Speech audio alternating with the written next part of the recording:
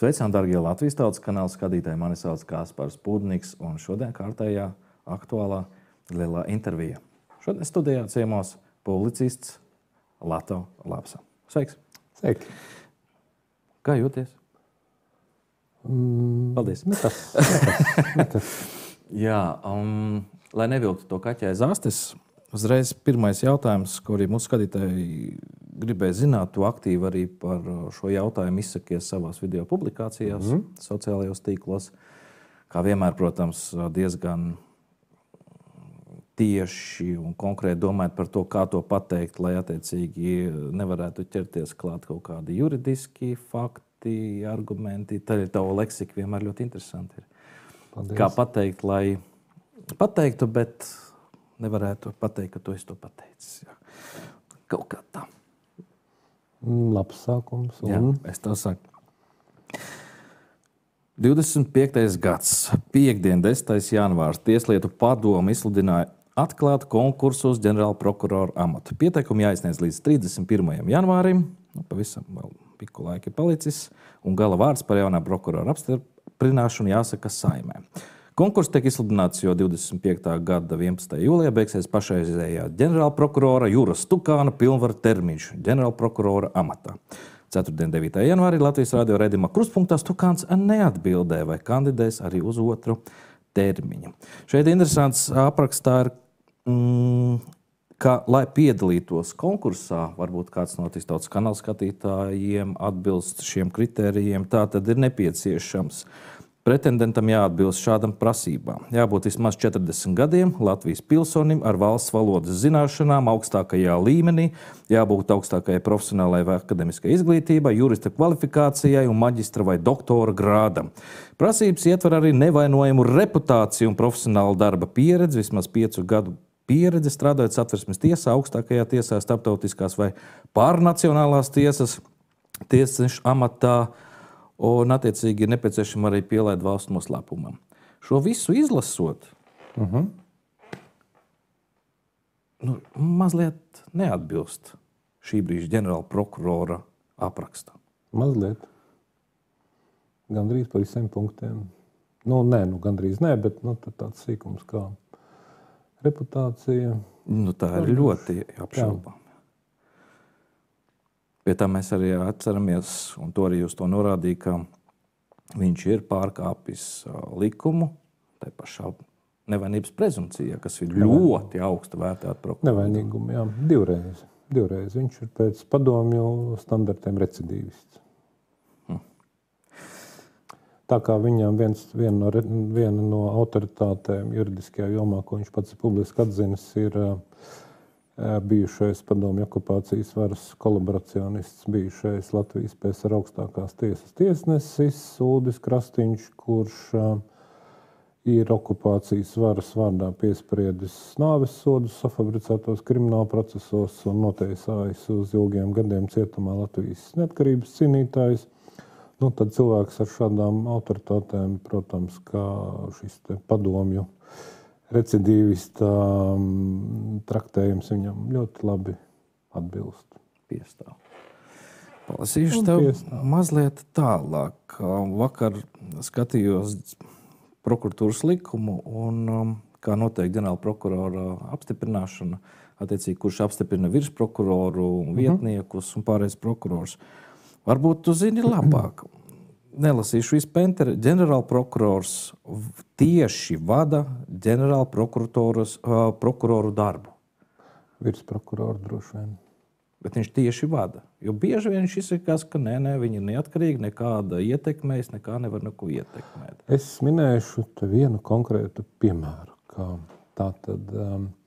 Ir tāds nekrietnes mūdzis, kas saucās bijušais valsts kancelējas direktors Jānis Citskovskis, kurš ilgus gadus bija uzcītīgs šīs sistēmas loceklis vai zobratiņš, kā vēlamies, bet tad viņam kaut kā gadījās, ka viņu izvēlējās par grēkāzi Krišjāņa Kariņa privātu lidojumu lietā, izmeta no sistēmas ārā. Cilvēks par uzcītīgu kalpošanu, pārāk uzcītīgu kalpošanu tika pie krimināla procesa. Nu, lūk, un tā tad ģenerāla prokurors šis te pats Stukāns uzstājas intervijā un saka tā un tā, šis te pilsonis ir viens no tiem, kuram ir krimināla procesā tāds un tāds status. Jānis Citskovskis, kurš labi zina, ka ne viņš vienīgais ir tā, kam ir tur tāds un tāds status, raksta prokuratūrai sūdzību. Kāpēc jūs mani? Kāpēc jūs ne citus? Kāpēc, kas jums te tāda likuma priekšā viss nav vienlīdzīga? Ko? Kas te notiek? Uz ko viņam virsprokurors Arvīds Kalniņš atraksta vēstuli, kurā būtībā rakstīts, jā, mums cilvēki nav vienādi likuma priekšā. Stukānam bija visas tiesības tevi nosaukt un citus nenosaukt. Mēs tā uz likumu skatāmies un tā tālāk. Ja tev kaut kas nepatīk, tad ir ratā, jo mana atbilde nav pārsūdzama. Nu, lūk, un Arvīds Kalniņš patiesībā ir tāda prokuratūras mēbele. Tad, kad viņš tur bija jau ilgi, tad, kad Juris Stukāns vēl rakstīja nelikumīgus, melīgus spriedumus kā tiesnesis. Nu, lūk, un lai šādu te, tomēr sistēmas cilvēku piespiestu uzrakstīt šādu te ģenerāla prokurora aizstāvības vēstuli, kurā šis te virsprokurors sevi patiesībā parādītu, ka es būšu ļoti, kā bija teikts, ka es tur ļoti rūpīgi izvēlos izteicienus un tā tālāk, tad izvēloties izteicienus, es teikšu tā, ka lai šāds te sistēmas cilvēks Arvīds Kalniņš sevi padarītu par nožēlojamu ākstu un visiem prokuratūras darbiniekiem parādītu, ka patiesībā ģenerāla prokurors Juris Stukāns viņu ļoti kārtīgi, tā līdz mandelēm uzmaucis uz savas ādas fleitas un virpina, kā viņam vien nenāk prātā. Tur vajag ļoti nopietnu ietekmi. Nekurš katrs ģenerāla prokurors varētu šādu it kā līdz šim cienījamu cilvēku Arvīdu Kalniņu piespiest uzrakstīt šādu te vēstuli, kurā rakstīts, ka visi cilvēki, Citskovski, visi cilvēki likuma priekšā Latvijā nav vienādi. Ir vienlīdzīgāki nekā tu. Ja Stukāns spēja panākt, ka Arvīds Kalniņš uzraksta šādu te viņu attaisnojošu vēstuli, jā, tad tā ir atbilde uz jautājumu, kā tieši ģenerāla prokurors tieši vai netieši strādā ar virsprokuroriem. Viņš strādā savās īpatnējās formās, kas, kā redzams, virsprokurora Arvīda Kalniņa gadījumā dod ārkārtīgi labus, taustāmus rezultātus. Ceru, ka es atbildēju. Jā, un Citskovskis bija nācis ar šo vēstuli. Viņš nopludināja to vēstuli presē? Nē, cik es... Jo presē parādīsies arī šis stāsts nepilnīgi. Jā, nē, tātad, cik es zinu, tātad man ir zināmi informācijas avoti Latvijas televīzijā. Šo te savu saraksti Jānis Citskovskis bija nosūtījis saviem komentāriem sabiedriskās Latvijas televīzijas ziņu dienesta galvenajai redaktorei, ziņu dienesta vadītājai Ivetai Elksnei. Savulaik pazīstamai kā mediju treniņu vadītāji un tur visādi citādi.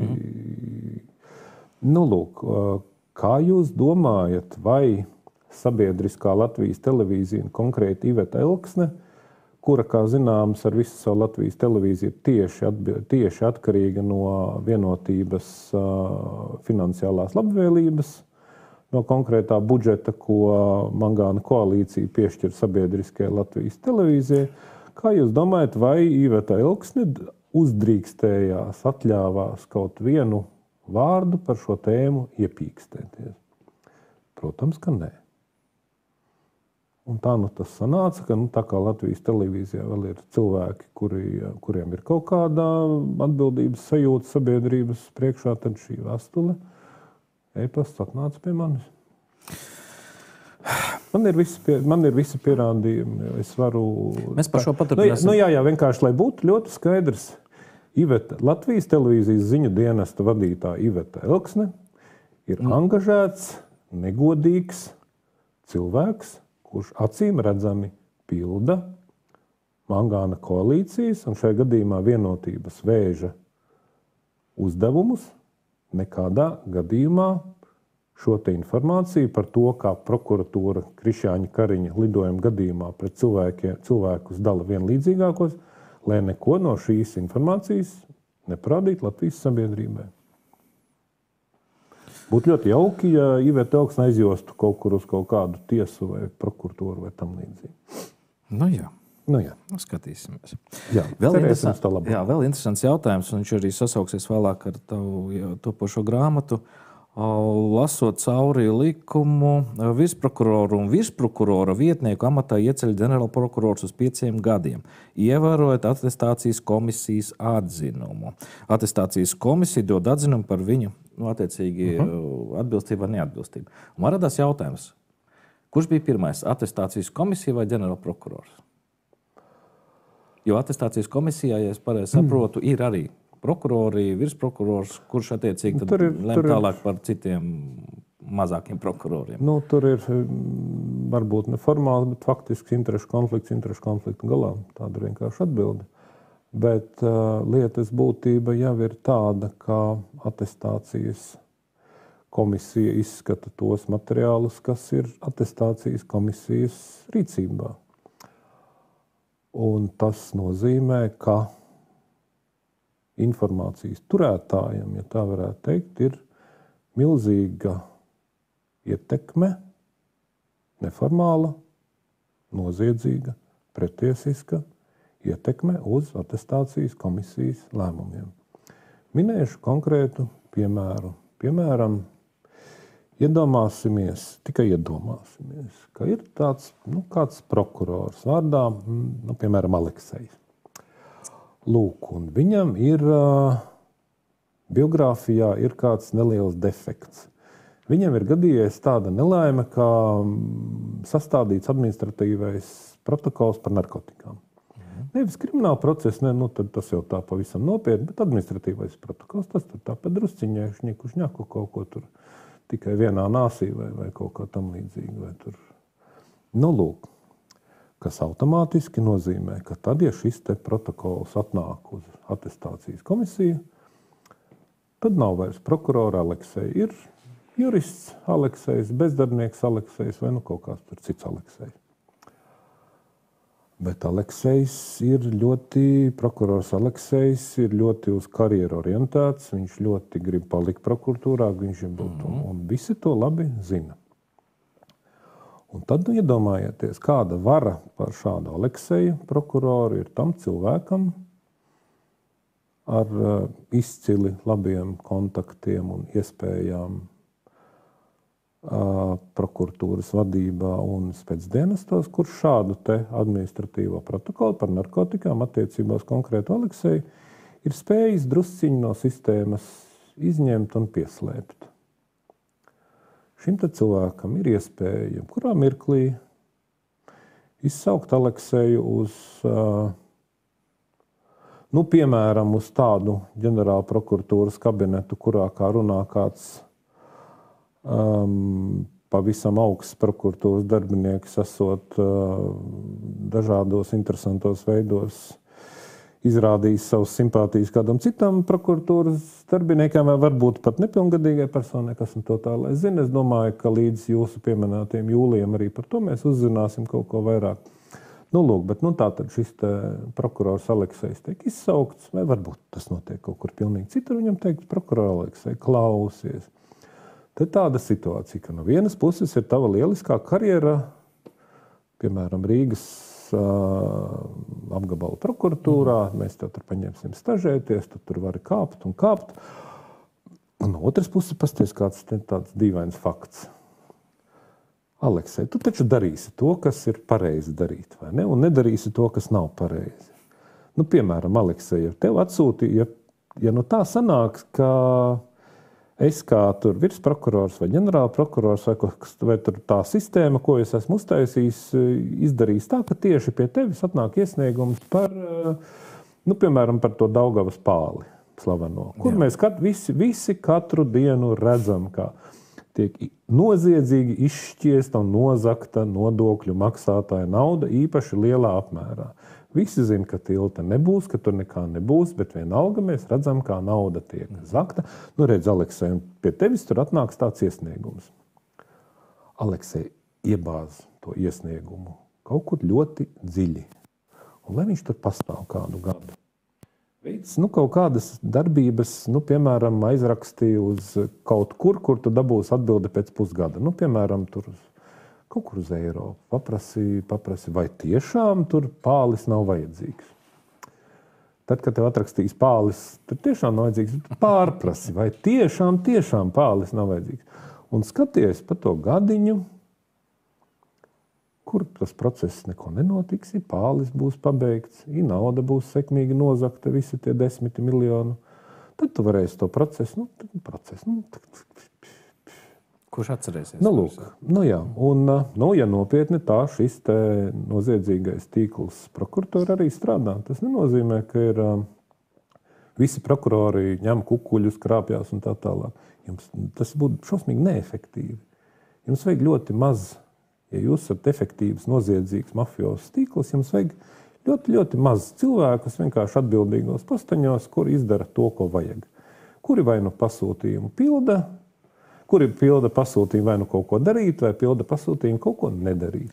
Tas var attiekties gan uz naudas zakšanu, gan uz konkrētām personām, kas ir nevēlamas, un tā tālāk. Protams, jo lielāka nauda un vairāk jādalās, paliek mazāka nauda katram. Tas ir loģiski. Redziet, tā ir jūsu pieņēmums, ka tas, ko mums mēģina iestāstīt, ka korupcija tā vienmēr ir nauda. Ne tikai. Kā mēs redzam no šī gadījuma, korumpēt bez naudas ir daudz lieliskāk. Bet kuram tad tas pālis tiks dāvanā? Nē, redziet, šis ir stāsts par prokuroru Alekseju, kurš ir uz āķa. Visticamākais, par ko liecina tas, kas tiek stāstīts, man arī ģenerāla prokurors Stukāns ir uz savā āķa, kas ir uz pilnīgi cits, un arī ģenerāla prokuroram Stukānam ir savs burkāns, sava pātaga. Pātaga ir, tātad, ka tas tur kaut kādi ieraksti vai tā tālāk, ko man ir iekšējā sajūta, saka, vai tikai mēs līdz jūlijam tos kaut ko no tā visa neieraudzīsim. Un ir burkāns, kur par Stukānam saka, Stukān, dari to, kas tev jādara, un tu paliksi amatā. Ja jūs rūpīgi sekojāt notikumiem, tad bija tāda starpiņa starp notikumu, kad Stukāns pasaka, es nezinu, vai es uz to amatu. Un brīdi, kad Stukāns saka, jā, es uz to amatu. Tieši kādas koruptīvas darbības, kas saucas tirgošanās ar ietekmi un tā tālāk, ir notikušas šajā starpā. Ja mums būtu funkcionējošs korupcijas novēršanas apkarošanas birojs, mēs to ļoti iespējams zinātu. Bet tā kā mums ir korupcijas novēršanas un apkarošanas birojs, kurš ir šīs te sistēmas sastāvdaļa ar savu Kariņa piebaroto priekšnieku Jēkabu Straumi, tad, protams, nekas netiek nenoklausīts, neuzzināts, un vilcieniņš var ripot tālāk. Tā pilnīgi gribās tev pajautāt. Tu minēji, cilvēkiem priekšstats ir tāds, ka kukuls tas ir kaut kāda nauda, vai pārskaita, vai iedod, vai atved, vai zem eglis purciemā kaut kur paslēp. Līdzīgi kā narkotikas slēp tagad internetā, kurus var nopirkt. Vienkārši atsūta adresīti internetā pēc veiza, kā tu tur ej, zem kuras spriedzes, viss ir atstāts. Neviens neko nav atstājis, neviens neko nav paņēmis, viss notiek. Normāls geocachings, kādi ir vēl tev zināmi, iespējams, korupcijas nodošanas vai viņiem taču kaut kā jāteikt pie tās mašīnas, vai pie tās mājas, vai pie tās amata, vai pie tās... Bet, redziet, šajā gadījumā... Tas tomēr ir jāuzrāda deklarācijās. Negrib. Kā viņi noslēp to daļu, ko viņi neparāda deklarācijā? Bet kāpēc, lai... es esmu, teiksim, mafiozā, noziedzīgā tīkla, tur kaut kāds patiesais labuma guvējs. Kāpēc man no savas naudas vajadzētu kaut ko dot ar kaut kādam nožēlojumam Latgales, piedodiet, pederastam, kurš ir ielīdis augstā amatā? Kāpēc, lai es viņam atdotu savu naudu? Lai viņš pārtiek, viņš no valsts viņam iedos naudu. Nodokļu maksātāji viņam iedos naudu. Savu naudu es nedošu. Ja viņš labi uzvedīsies, es viņu atstāšu amatā. Tā ir tā maksa. Viņš tiks, Bet, ko jūs domājat, ja tāds Stukāns izlido no amata, ko viņš, ja viņš netiek valsts amatā, ko viņš darīs?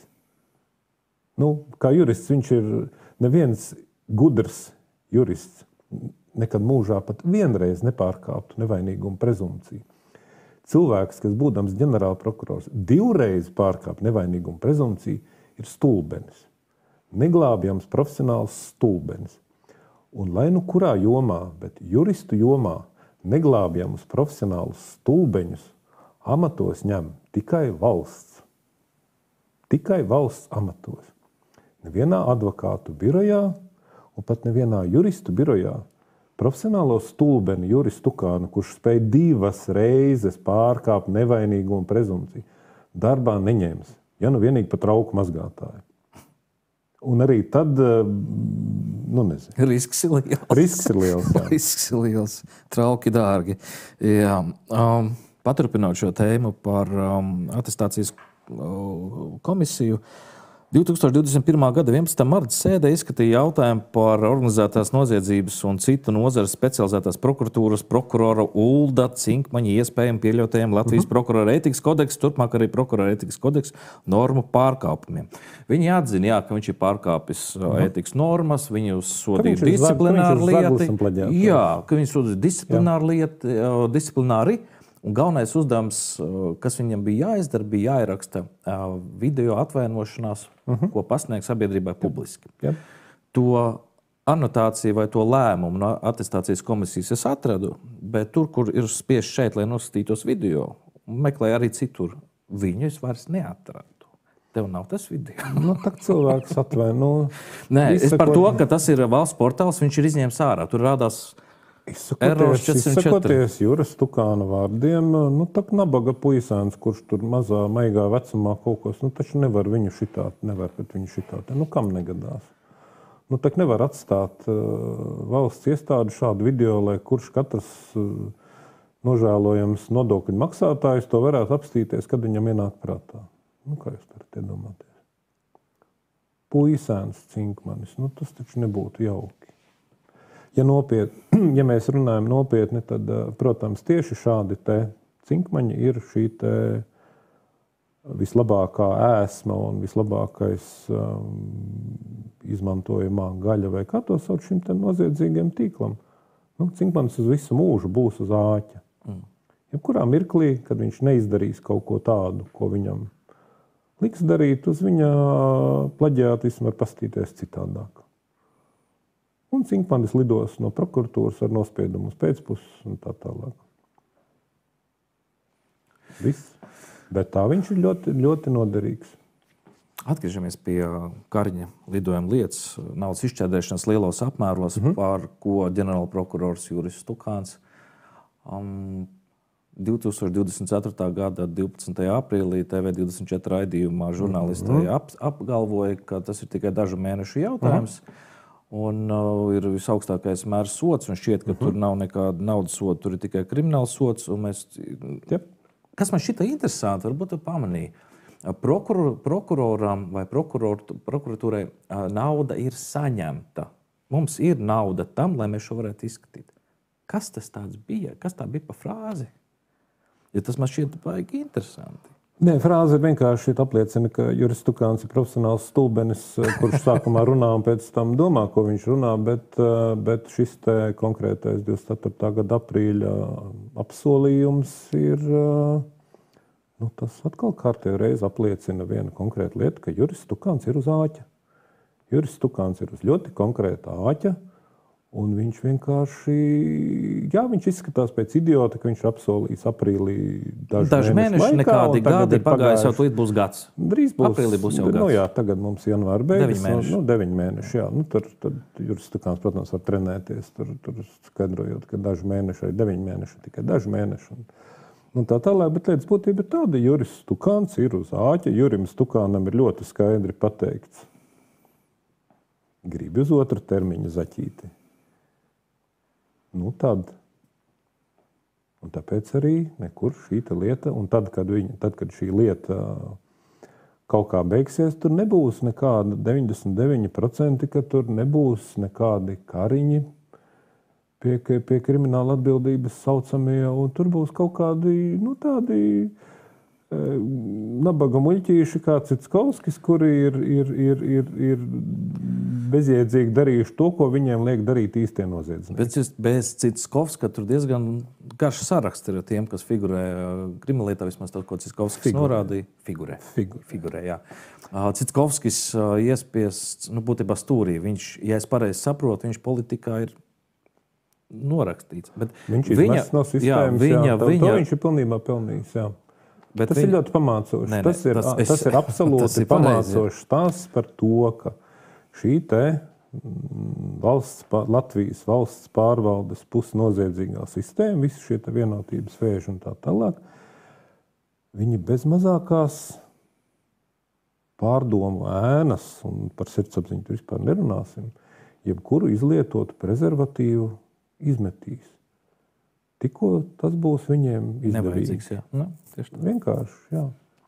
Tas ir ļoti Jānis Citskovskis ir šausmīgi pamācošs stāsts. Viņi varētu vadāt pa skolām, un tad droši vien tas vispār varētu būt tāda laba biznesa ideja, ka viņš cilvēks laikam tur bez darba, tā tālāk, ka varētu nodibināt kaut kādu biedrību. Mums biedrība daudz, kas dabūtu no Sabiedrības integrācijas fonda vai no Knaba kaut kādu grantu. Sponsorē Knabs. Viņi Knabs tur savu čuru aizbērgu jaunu neuzstādīt, bet, protams, iedot tur kaut kādu, un tad varētu Citskovski vadāt pa skolām un rādīt, ka bērni mācieties, kas notiek ar gļēviem muļķadesām, kas bez apdomas pilda priekšnieku noziedzīgus rīkojumus. Priekšnieki iziet ar savām kājām, jo viņi ir šī te politiskā vēža sastāvdaļa un cieši muļķadesas. Jā, tas nebūtu slikts. Tāds pamācošs skolās. Nu jā. Jā, varbūt kāds sadzirdēs, no skatītājiem var piedāvāt kaut kā saorganizēties. Varbūt vēl kādu varētu piemest kādu kompānijā, lai interesantāk. Ko mēs varētu vēl?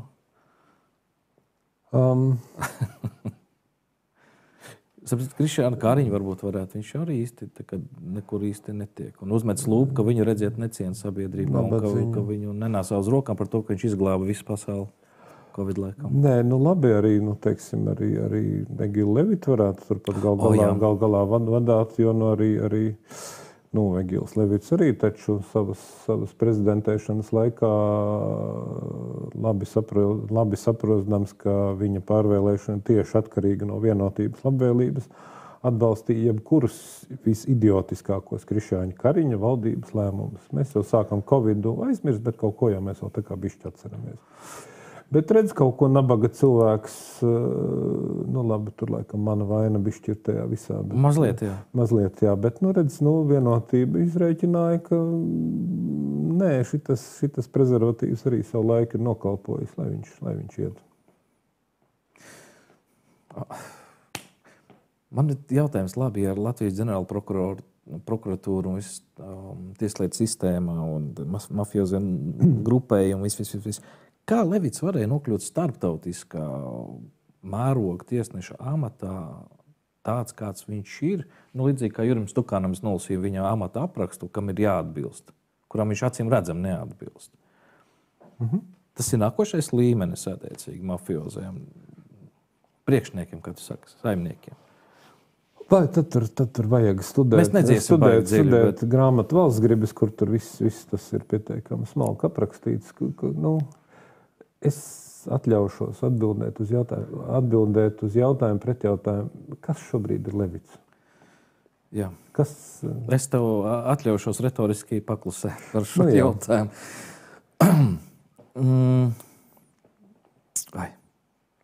Zini, kur noslēdzot varbūt par Juri ar daudz punktu, tev šobrīd top grāmata. Kas tā būs pa grāmatu, kāds nosaukums, kad viņi nāks klajā un ko mēs tur varētu labi uzzināt? Precīzi, tā tad ir laikam drīzāk 2 grāmatas. Jā. Tās, kas ir visaktuālākās. Viena grāmata saucas Mentu Zaņķis. Es neesmu nosaukuma autors, bet man ieteica, man šausmīgi patika. Tātad tā pavisam vienkārši Hienu cikla 3. noslēdzošā grāmata. Tātad bija Hienu banda, Hienu biznesa projekts, un tagad Hienas liksim mierā ir Mentu Zaņķis, kas ir absolūti precīzs grāmatas satura. Tāds īsais, kompaktais apzīmējums. Tātad mums ir šī te bunkus slepkavības lieta, kas, ja kādam pirms tam vēl varēja būt šaubas par šāda te Jutas Strīķes savulaik pieminētā mafiozā noziedzīgā tīkla eksistenci, kurā darbojas policijas, prokuratūras, tiesu sistēmas darbinieki, tad šī prāva, ja kādas šaubas izgaisināja. Tu diezgan daudz palīdzēji filmējot un parādot to, kas notiek. Jā, bet šī ir grāmata, kur salikti punkti uz I, kur ir viss tas, kas pirmās 2 grāmatās tomēr bija tikai pieņēmuma formā un kaut kā tā. Vai tiešām varētu būt tik traki? Šī ir grāmata, kas uz absolūti konkrētiem faktiem, viņi nebūs tik apjomīgi kā pirmās 2 parāda. Jā, ir tiešām tik traki. Mēs dzīvojam valstī, kurā policists atnāk uz tiesu, un 50 un pratināšanā 50 vairāk reižu saka, es esmu zaudējis atmiņu, es neatceros. Tiesnese, ej tu lūdzu dirst. Tā viņš gluži nesaka, bet teksts ir tieši tāds. Uz ko prokuratūra, kura būtu tā kā, kura ir apsūdzības uzturētāji, balstoties arī uz šī te policista, tagad atmiņas zaudējušā policista veikto izmeklēšanu, kurai tā kā vajadzētu tagad pakasīt aiz auss un teikt, klauši, te kaut kas tomēr ir bišķīt aizdomīgi. Mēs, ja cilvēks tiešām 50 reizes zaudē atmiņu par visbūtiskākiem faktiem, tad varbūt kaut kas tur tomēr nav labi.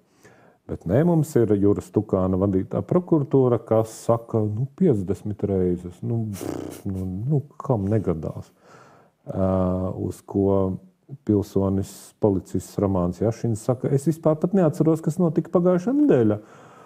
Juras Tukāna vadītās prokuratūras pārstāvs, un kam tā negadās? Un kas varētu domāt, ka mums ir tāda neatkarīgā tiesu vara, kas spriež taisnu tiesu un tā tālāk un tā tālāk. Bet, ja arī tiesnes ir uz āķa, tāda paša, kas tieši viņai ir pasolīts un ar ko ir piedraudāts, gan jau mēs ar laiku arī to uzzināsim, bet tā tad iedomājiet, jūs esat tiesnesis, kuram ir absolūta vara tiesas zālē, kurš ir pilnīgi neatkarīgs, kurš var darīt, būtībā, kas ienāk prātā. Jums atnāk nekaunīgs, absolūti nekaunīgs Ruka un Grišina audzēknis vārdā Romāns Jašins, tāds Jelgavas pušķigāns vai kas kaut. Tur kas stāv liecinieku solā, kurš ir tur it kā labi zina, ka tiesnese viņam var par melošanu visu, ko tur sākt kriminālu procesu un citas briesmīgas lietas, un viņš ņirdz šai tiesnesei fizionomijā un saka 50 reizes pēc kāds, es neatceros.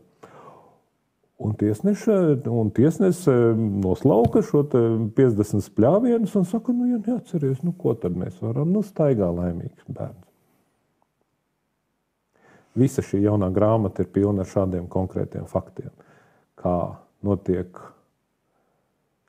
absolūti ciniska, nekaunīga ņirgāšanās par jebkādiem tiesiskuma pamatiem, un šo ņirgāšanos veids konkrēti policisti, konkrēti prokurori un viena konkrēta tiesnese, Rīgas pilsētas tiesas tiesnese Sigita Dolniece. Un man šeit, protams, var jautāt, kā tā. Es minēšu vienu pavisam konkrētu piemēru. Tātad pagājušā gada 2. decembrī es šai tiesnesei Sigitai Dolniecei aizsūtīju uz Rīgas pilsētas tiesu dažus jautājumus.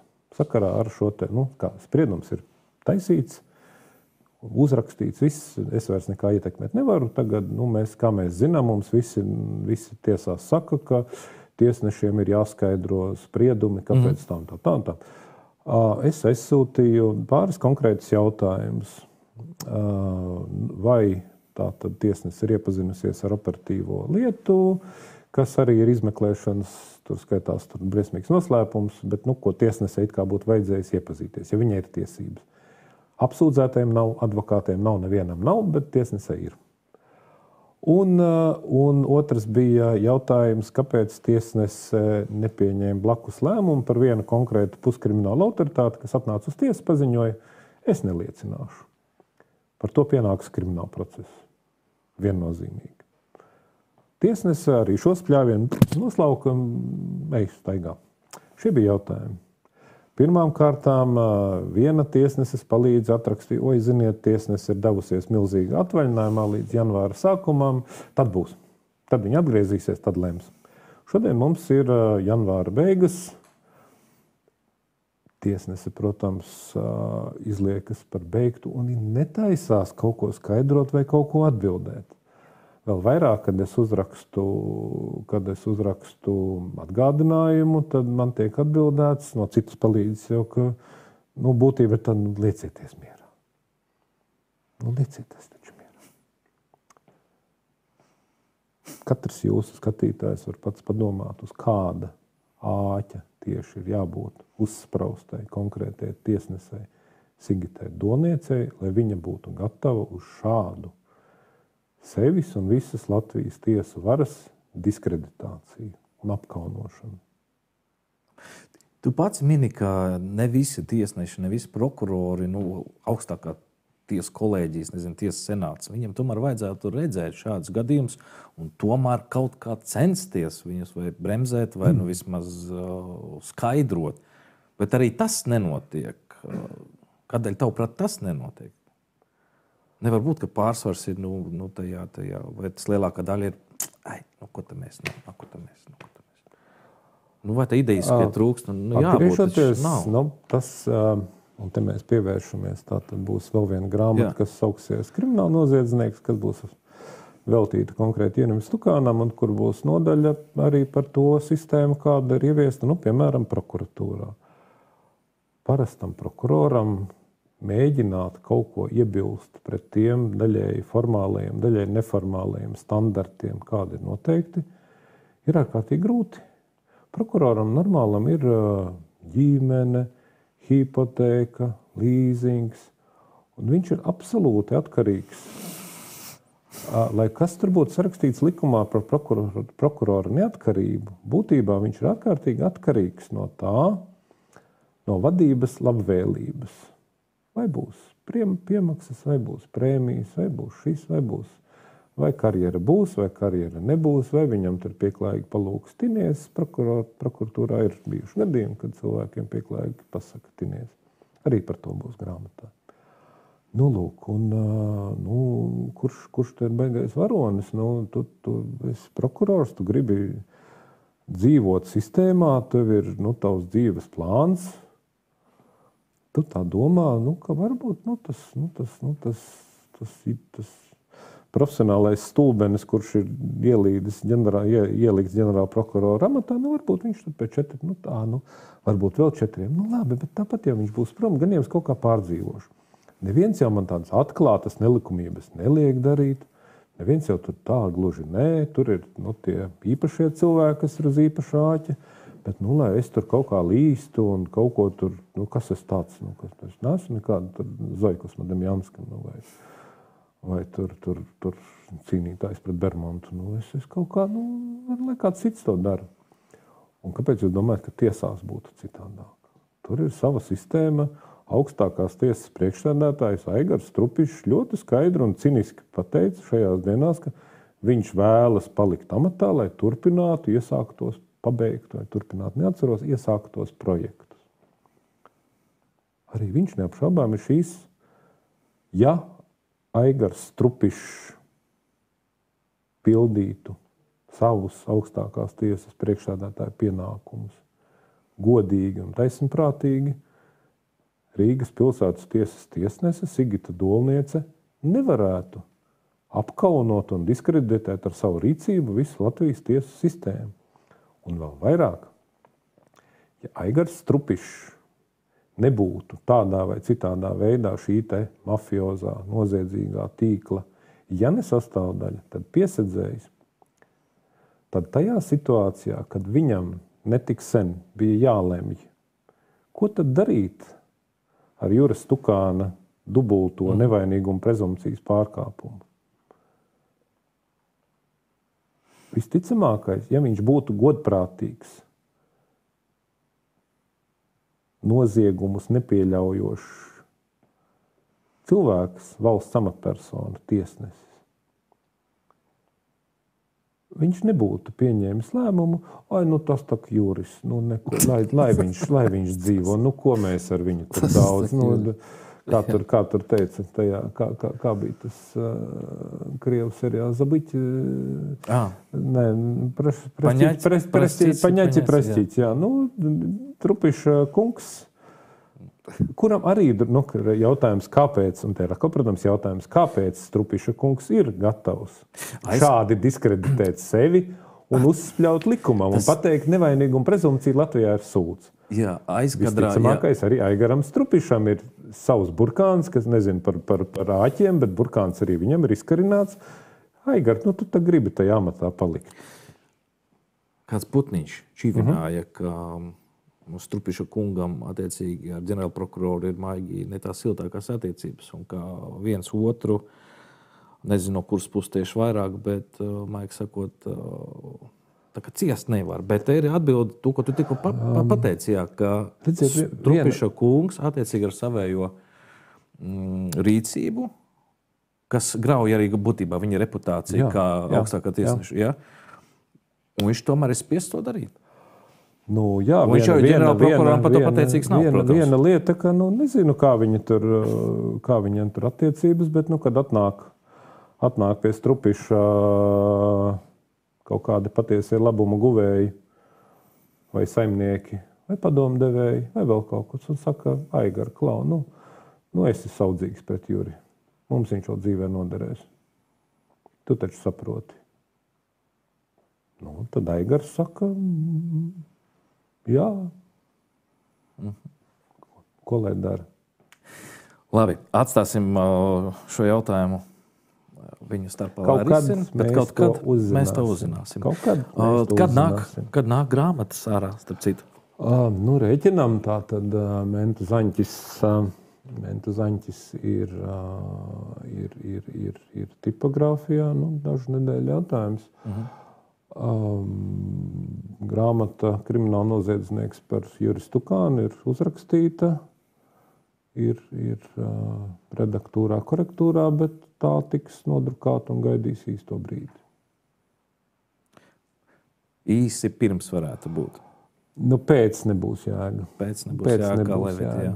Kā tu pats minēji, tad es zaudēšu interesi par to.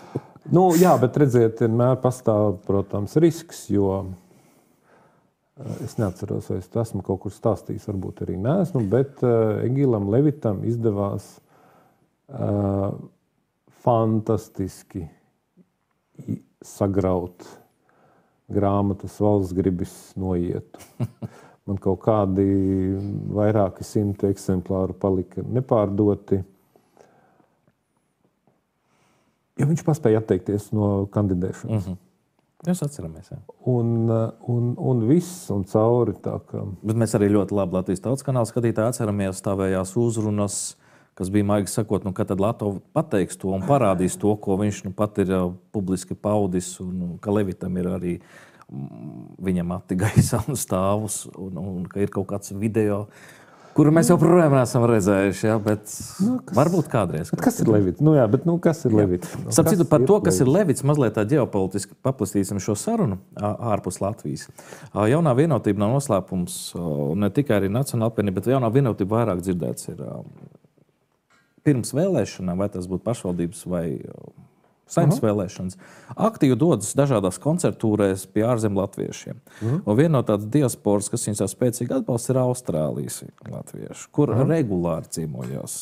Esošie prezidenti, bijušie prezidenti, visādi cilvēki. Šogad pie viņiem uz Austrālijas latviešiem bija atbraukusi Sandra Kalniete uzstāties ar savējo. Būšu palaidis garām, jā. Jā, aizbrauc. Un ir cilvēki, kas arī no Latvijas aizbrauc uz Austrāliju, ciemos pie saviem radiem, un tad apmeklē šo skaisto pasākumu, kur pēc tam ir kūciņas, desiņas, dejas un vispārējais. Sandra Kalniete esot norādījusi, es atstāstu, jā, varbūt neprecīzi, bet norādījusi, ka Latvija ir 3 galvenie uzdevumi, kas jārisina, 3 galvenās problēmas. Tā ir ārējās robežas stiprināšana, aizsardzības budžeta celšana un Ukrainas atbalstīšana. Citu problēmu un jautājumu Latvijā nav aktuāli risināt. Cik liela ietekme ir ārpus esošajās diasporās, ārzemju latviešos, ja tā būtu Amerika, Austrālija? Es neticu, ka viņu vēlēšanās kaut kādas tur balsis dod vai kaut ko tādu. Tur vairāk ir noteikti kaut kāda cita ietekmes instrumenti, kādēļ viņi brauc. Man ir īsa atbilde, es nezinu. Painteresēsies noteikti. Ja sanāks, jā, bet to taču maksā kāds, vai ne? Mūsu cilvēks viņš maksā par šiem braucieniem, lidojumiem, viesnīcā. Par velti tas pilnīgi noteikti nenotiek, bet kas un kā to maksā, es nevaru pateikt. Jā. Dodamies tālāk. Pat 20. janvārī inaugurēja ASV prezidentu otrais Donaldu Trumpu. Viņš nāk ar skaļiem paziņojumiem, paraksta dažādus līgumus, likumus. Visi Dombura raidījumi līdzinājā gada laikā iegūst pilnīgi citu skatījumu, redzējumu un aktualitāti. Un pēdējais no viņiem ir par klimata enerģētikas ministrijā plānotajiem 13,5 miljardu apgūšanu zaļā kursa turpināšanai, no kuriem 3 miljardi viņiem it kā kaut kur ir un būs, bet tie 10 tā kā nav, bet kaut kur viņi mēģinās dabūt. Un tiek norādīts par kārtējo afēru, kā ir Baltika, tikai šobrīd tas zaļais kurs. Tavs redzējums, izdosies izbīdīt cauri šo un vēl kaut ko sagrābt, vai tomēr izdosies, arī mēs cenšamies mazliet sabremzēt,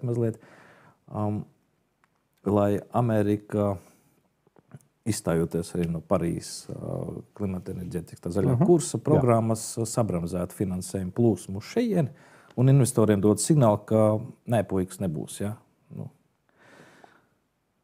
Viņi centīsies, izdosies vai nē? Ko darīs klimata enerģētikas ministri? Viņi šobrīd paliek neinteresanti. Mana neteiksim pārliecība, bet mana sajūta vai redzējums. Mans redzējums ir tāds, ka šī te mūsu mangāna koalīcija, šis te vienotības vēzis, kas ir saudzes kopā ar šo te noziedzīgu, Jutas Strīķes nosaukto noziedzīgo tīklu, ir sarēķinājis, ka vismaz vēl kādu gadu visam vajadzētu būt tāpat, kā ir. Naudas kļūst katastrofāli mazāk, ko mēs visi redzam pēc valsts šī vēža izmisīgiem mēģinājumiem kaut jau kā sākot no netraferētām mašīnītēm 30 km zonā, beidzot ar progresīvās sarkano sērgas pārstāvis lācas sneikstīšanās ap dziesmu svētku dalībnieku makiem. Arī ielišana pensiju otrajā līmenī. Var sakot, tiek izmisīgi mēģināts kaut kur, Latvija nafta nav, šim te vēzim vienīgā nafta ir iedzīvotāji, tad no tiem arī kādos tik veidos vēl būs kadastrālās vērtības. Viss, kas vēl šogad būs daudz, kas interesants, un viņi ir plus mīnus izkalkulējuši, ka šim gadam pietiks, viņiem pietiks, un nebūs tik slikti, lai kaut kā latvietis tur beidzot saņemtos. Šie te tur gan ir dažādi riska momenti, piemēram, Air Baltica tikpat labi var iestāties reāli maksāt nespēja pēc pāris 3 mēnešiem, bet tad kā būs, tā būs, vai ne? Bet šie te klimata, šie te 13 miljardi, tas jau būs, tas nav tagad. Šis te vienotības vēzis sen ir atmetis tādu lietu, kā prognozēt kaut ko ilgāku laiku vai rēķināt kaut ko ilgāku laiku uz priekšu. Visiem ir skaidrs. Nav 13 miljardu. Nav pat viņus, kur paņemt. Tieši tāpat tās ir skaidrs, ka nav pat kur paņemt Rail Baltikai vajadzīgos miljardus. labākā gadījumā ir, kur paņemt, tur Air Balticam aizbāzt caurumu, tad, kad pēkšņi izrādīsies, ka naudas nav pat degvielai un algām, bet arī tur ir lielā problēma, ka Eiropas komisija vairs neļauj vienkārši tāpat tās atbalstīt. Jā, viņi ir stingri pateikuši, ka nē. Jā, tā ka tur ir jāizdomā kaut kāda īpaša blēdīga schēma, gan jau kaut kā. Kaut kas līdzīgs ar mēstulēm, jā? Mēs nedzirdējām, ka mums nedrīkst tā. Redziet, ar Eiropas komisiju tas tā neiet cauri. Bet, lai cik vulgārs, prasts un stulbs bābietis mums būtu ielikts par ministru prezidentu, pat viņai ir skaidrs, ka ir cilvēki, struktūras, ar kuriem, kā ar šitiem te reņģēdājiem tā var, viņiem var samelot visu, kas ienāk prātā, gan jau viņi tur pārdzīvos, bet, diemžēl, ne ar Briseli, ne ar Strasbūru tas tā krastā neiet. Pamēģini samelot un dabūsi, tev visādi Polijas, Ungārijas tā tālāk piemērā, dabūsi iekšā tā, ka maz neliek.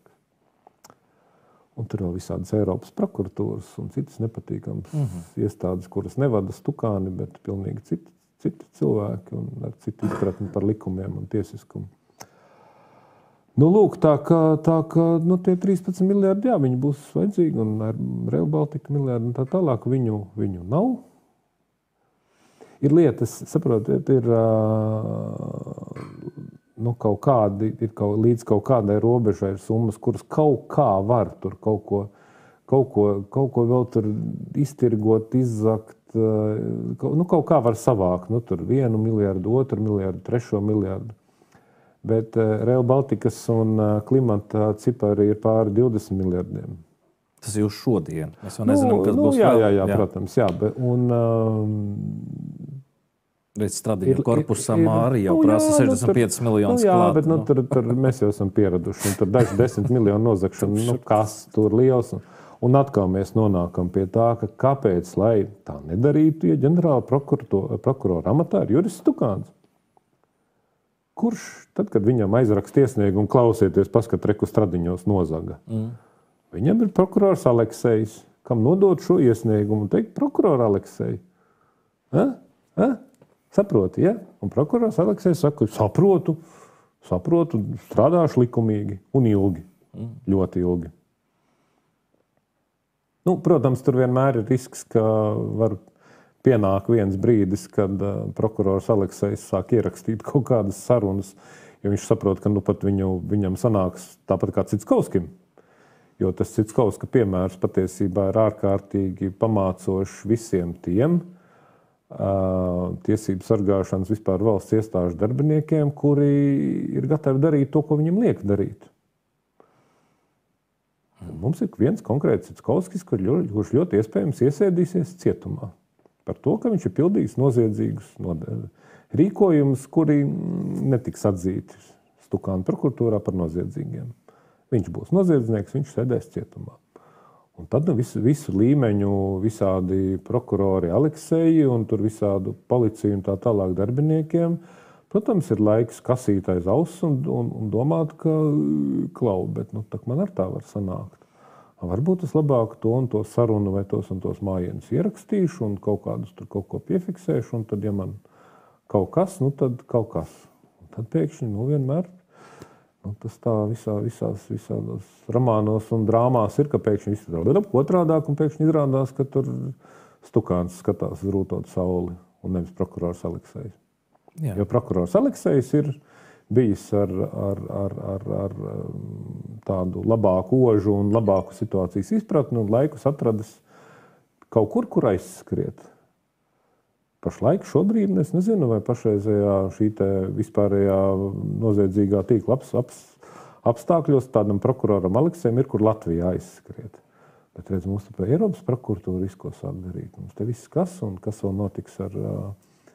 Redziet, visai šai mangāna koalīcijām tā tālāk ir cerība, ka Trumps ir, mēs par Trumpu sākām, ka Trumps ir tur tālu, viņam tur, kā redzams, ir viņa Amerika un nekas tur nenotiks.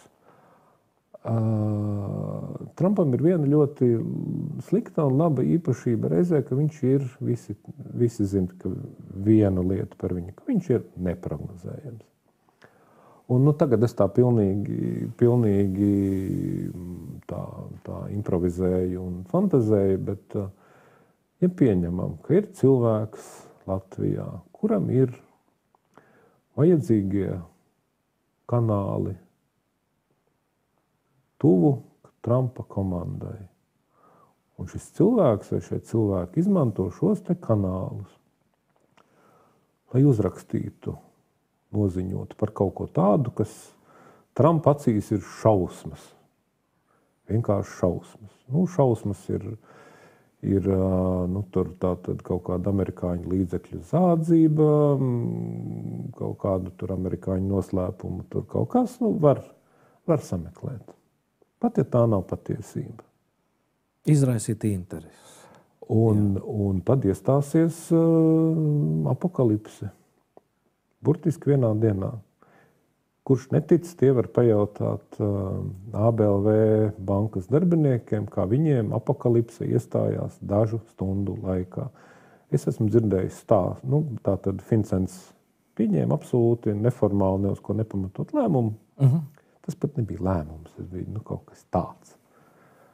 Un ABLV darbinieki sēdēja ofisos un skatījās, kā dažu stundu laikā no viņiem atsakās visa pasaule. Kā viņiem apkārt paceļās liela melna siena un viss ir pa galam.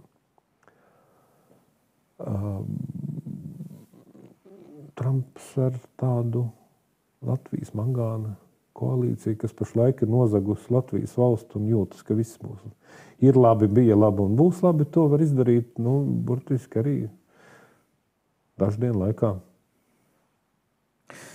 Vienā mirklī iestāsies, un tas ir ticamākais, ja mēs nevēlam Latvijai neko ļaunu, tur kaut kādu iebrukumu vai tā tālāk, tad tas ir labākais veids, kā panākt labas pārmaiņas. Tu vari varbūt atklāt esi informāts, varbūt neesi informāts, varbūt nedrīkst informēt. Jau vairāk kā 2 gadus no Aivara Lemberga. Ne čiku, ne grabu, viņam te uzradies ir kaut kāds parodētājs, kas viņu te parodēja, kā pa viņu atgādinot, ka tāds ir un it kā caur jokiem. Daži apskatnieki, es viņu sauc par apskatniekiem, tā nav tikai apskatnieki, vienkārši putniņi, kas ir Čīvini Kaivars, kaut ko gatavo. Un kaut kādā brīdī viņš varētu nākt ārā arī ar kaut ko ļoti interesantu. Es pieļauju, ka viņš nav aizmirsis kaut kādas savu pārdarījumus. Un tāda viena hipotēze ir. Varbūt apstiprina, neapstiprina.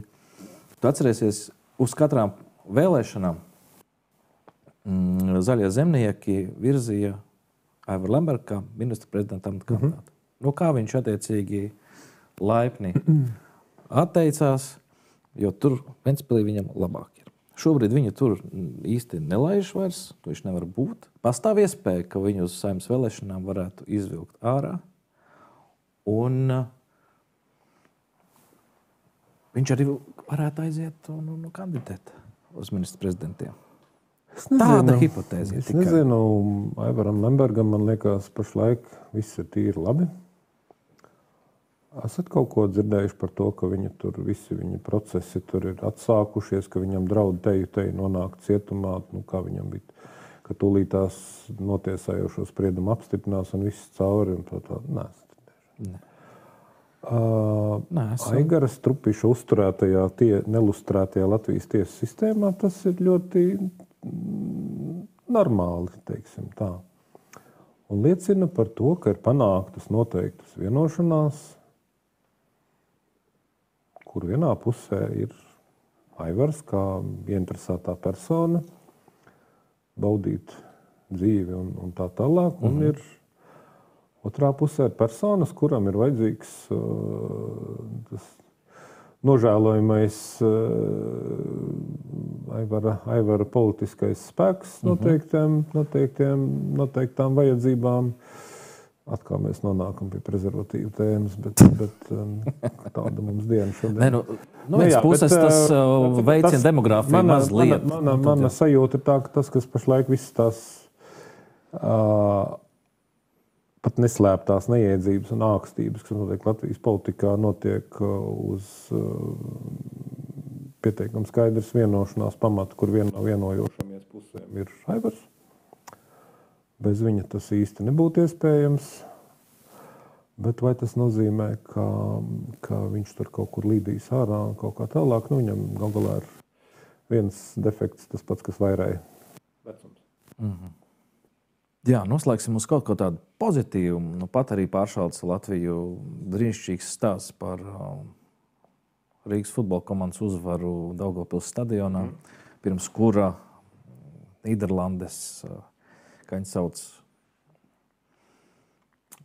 futbola fani, lai gan es viņus sauktu mazliet citādos un netik labos vārdos, kas vēlreiz parāda par tām vērtībām, kas tad ir, uz kuriem tad dažreiz mūs te cenšas liberāli visu bīdīt.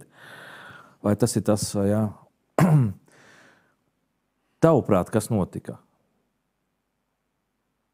Par savu vajadzību apmierināšanu pie brīvības pieminekļa, Petaržu šaušanu, žurnālistu sišanu un policijas nereaģēšanu un Ruka paziņojumu, ka kas tur tāds bija? Tas taču nekas nebija. Un te man uzreiz nāk prātā vēl 2-3 gadu atpakaļ, kad kāds aizgāja pie brīvības pieminekļa no nepareiziem cilvēkiem ar Latvijas karogu, nedodies tuvāk par 2 metriem, un viņu uzreiz aizved prom un uztaisīja par lielāko valsts nodevēju.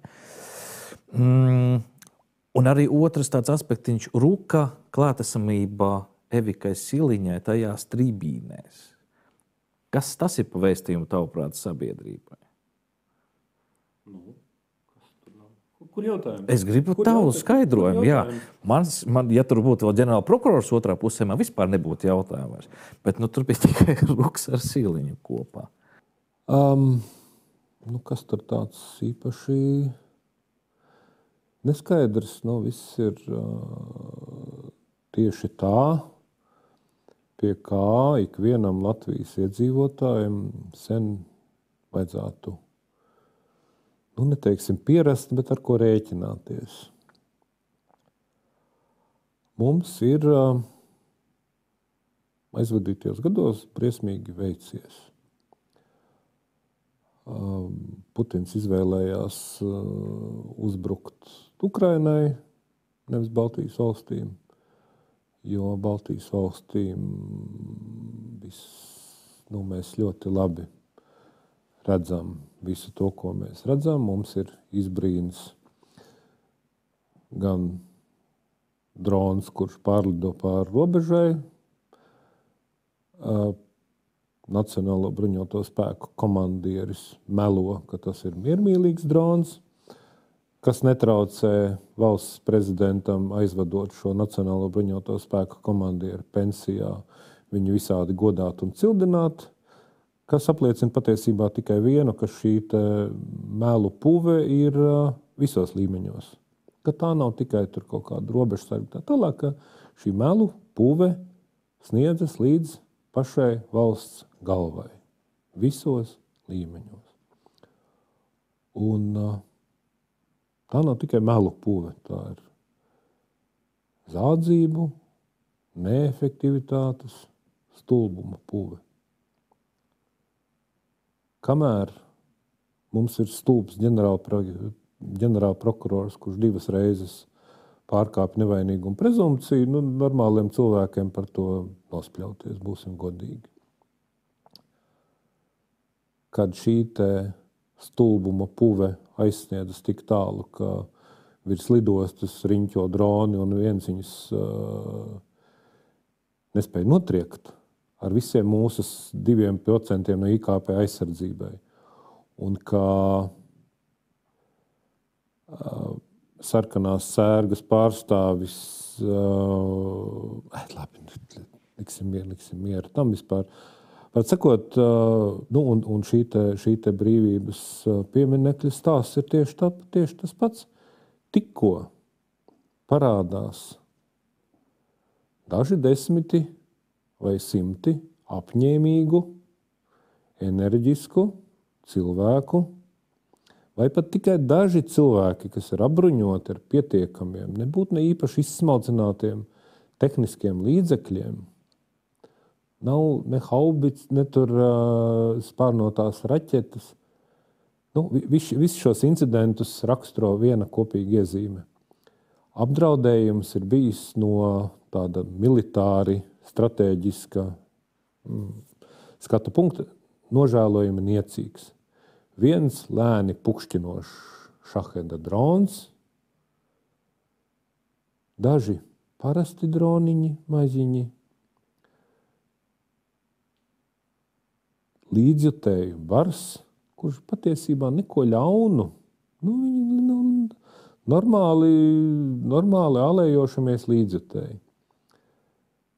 Bet pietiek ar šādu te niecīgu apdraudējumu, pat tas nav īsti apdraudējums, tas ir štruns. Labi, drons šahets ar 50 kg sprākstījos. Nav gluži štruns, bet tomēr viņš var radīt dažu 10 slīķu, bet neko daudz vairāk. Bet tikko gadās pat šāds mazs apdraudējums, jebkurā jomā, un mēs redzam, ka Latvijas valsts pārvaldes sistēma gluži vienkārši sabrūk. Viņa ir absolūti nespējīga adekvāti reaģēt. Pašreizējā Latvijas valsts pārvalde, sākot ar pašām apakšām, policisti, armijnieki, tam līdzīgi, līdz pašai augšai, ministri, ministru prezidente, bruņoto spēku pavēlnieks, valsts prezidents, ir vienādi sapuvuši un nespējīgi rīkoties. Un tas nozīmē, ka pat nav runa par milzīgu Krievijas iebrukumu ar 100 tanku, tur 10 Pleskavas, tur gaisa desanta divīzija un vēl visu ko. Bet pietiek ar dažiem 100 apņēmīgu cilvēku ar minimāliem tehniskiem līdzekļiem, lai Latvijas pašreizējā valsts pārvalde sabruktu. Lielākā vai mazākā mērā. Līdz ar ko mans vēstījums visiem, kas skatās šo raidījumu, ir viens. Ja kaut kas atgadās, paskatieties kaut kur internetā uz tiem ģīmiem, kas ir amatos, kas sakās par jums rūpējoties, sākot no kaķīšu mīlētāja pedidenta un beidzot ar sprūdiem, siliņām, rukiem, grišiniem un tā tālāk. Saprotiet, ka jums ir tikai divas iespējas. Vai nu tinieties, vai pašorganizējieties. Nekas cits jūsu ģimenes un jūsu valsti neglābs.